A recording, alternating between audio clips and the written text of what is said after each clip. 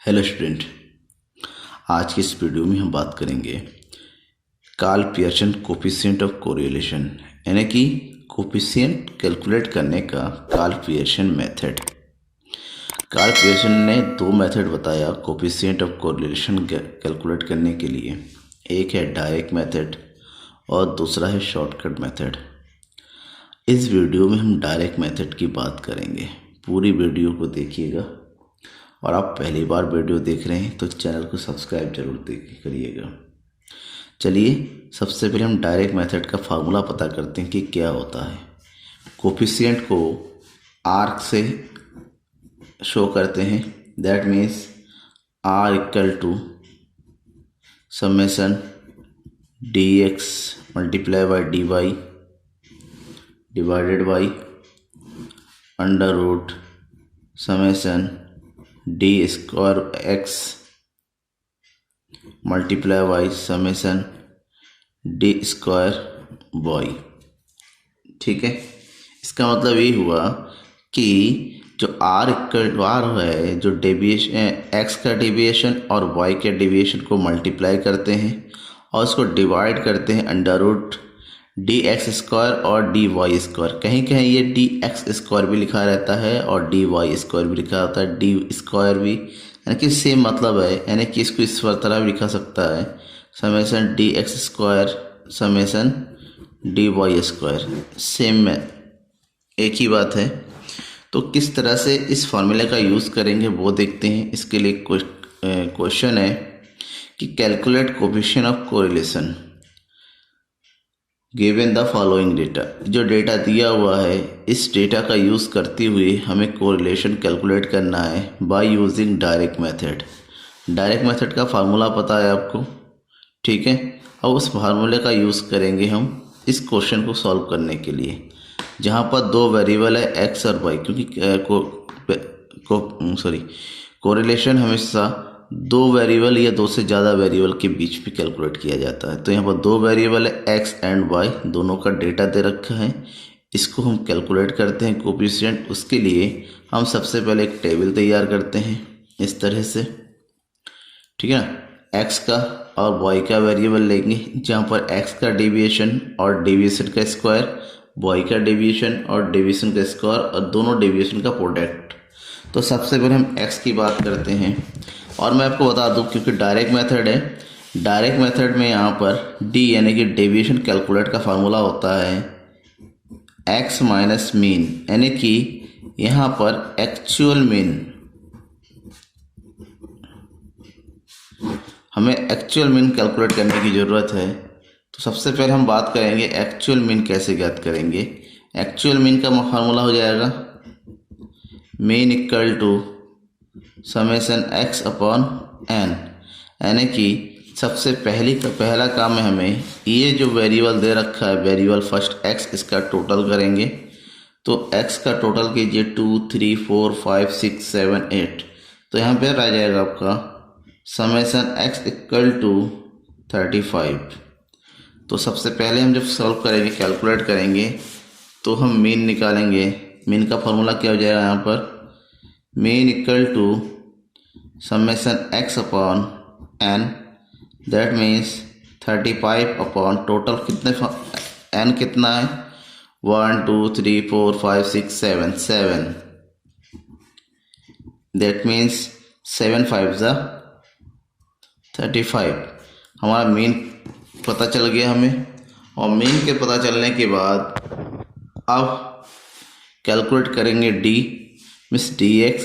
तो एक्स में से हम मीन को माइनस करेंगे तो 2 में से माइनस होगा कितना मीन, यहाँ पर मीन कितना है 5 माइनस करेंगे, 2 में से 5 माइनस करेंगे तो -3 -2 -1 0 1 2 एंड दिस इज 3, ठीक है। इसका टोटल कीजिए तो समेशन डी एक्स कितना आ रहा है 3216, that is 0। Next step D square, जो डी एक्स स्क्वायर आया, डी आया है उसका स्क्वायर निकालेंगे। 3 का स्क्वायर 9 4 1 0 1, 4 एंड 9 और इसका टोटल ये हो गया summation D square X equal to सबका टोटल कीजिए 9, 4 और 1 14 नीचे भी 14 दैट मीन्स 28। ठीक है, अब x हो गया तो बॉय की बारी है। बॉय दे रखा है 4, 7, 8, 9, 10, 14 एंड 18। सबसे पहला काम सेम वही करना है, हमें x का टोटल निकालना है, यानी कि समेसन बॉय है ये समेसन बॉय दैट मीन्स सबको टोटल कीजिए और इसका टोटल आ रहा है 70। ठीक है, हमें निकालना है mean of Y equal to summation Y upon n, ये हो गया 70 upon summation Y upon n 70 upon 7 that means 10। तो मीन ऑफ बॉय कितना आ गया 10। अब इसके थ्रू हम निकालेंगे डेविएशन, तो 4 में से 10 माइनस करेंगे हम, बचेगा -6, -3, -2, -1, 0, 4 एंड दिस इज 8। ठीक है, टोटल कीजिए summation D Y equal to 6, 3, 9, 2, 11 और 1 12 और इधर भी हो गया 12 में से 12 माइनस किया दैट इज 0। अब हम इसका स्क्वायर करेंगे, 6 का स्क्वायर हो जाएगा 36, 9 का स्क्वायर 3 का स्क्वायर होगा 9, 2 का स्क्वायर होगा 4, 1, 0, 4, 4, 16, 8, 8, 64। सबका टोटल कीजिए तो आपको मिलेगा summation D square Y that is 130। ठीक है, ये टोटल मिल गया। अब हमें करना है D X D Y, D X यहाँ पर है और डी वाई यहाँ पर है, तो दोनों का मल्टीप्लाई करेंगे यानी कि -3 और माइनस का मल्टीप्लाई करेंगे, माइनस प्लस मीन्स 18, 3 2 जा 6, 2 1 जा 2, 0 और 0 1 का 0, 1 0 0, 4 2 जा 8 और 8 3 जा 24। ठीक है, हमें डी एक्स डी वाई मिल गया। अब इसका टोटल करेंगे that means summation D X D Y सबका टोटल कीजिए 18, 6, 2, 8, 24, तो दैट इज वी गेट 58 मिल गया। अब हमें हमारा टेबल कंप्लीट हुआ। अब इसके थ्रू हम कैलकुलेट करेंगे इस टेबल का यूज़ करते हुए हम कोरिलेशन, जो भी आपको पास दिया हुआ उसका यूज़ कीजिए। ठीक है, आपको फार्मूला पता है कोरिलेशन इक्वल टू हो जाएगा summation D X D Y divided by under root summation D square X multiply by summation D square Y. तो यहाँ पर सब कुछ दे रखा है, जो दे रखा है लिख लीजिए here summation D X D Y equal to कितना हो गया 58 this value, summation D square X equal to 28, summation D square Y equal to 130। तीनों डेटा मिल गया। अब इसका यूज़ कीजिए फार्मूले में इसको रखिए that means R equal to 58 divided by under root 28 multiply by 130। ठीक है, ये हो गया। अब करना क्या है, सबसे पहला काम हमें 28 और 130 की मल्टीप्लिकेशन करनी है, तो मल्टीप्लिकेशन कीजिए इसकी। तो 28 और 130 की मल्टीप्लाई आ जाएगी अपनी मल्टीप्लिकेशन 3640। ठीक है, अब नेक्स्ट स्टेप में करना क्या है, 3640 का अंडर रूट निकालना है।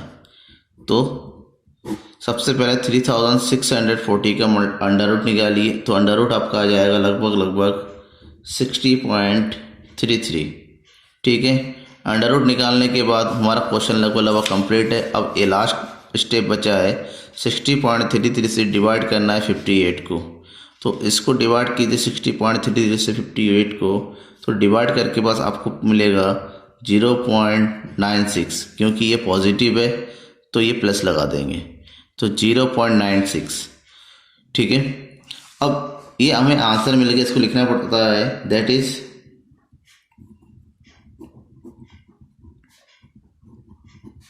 कोएफिशिएंट ऑफ कोरिलेशन इज 0.96, वो भी पॉजिटिव। इसका मतलब हुआ it is a situation of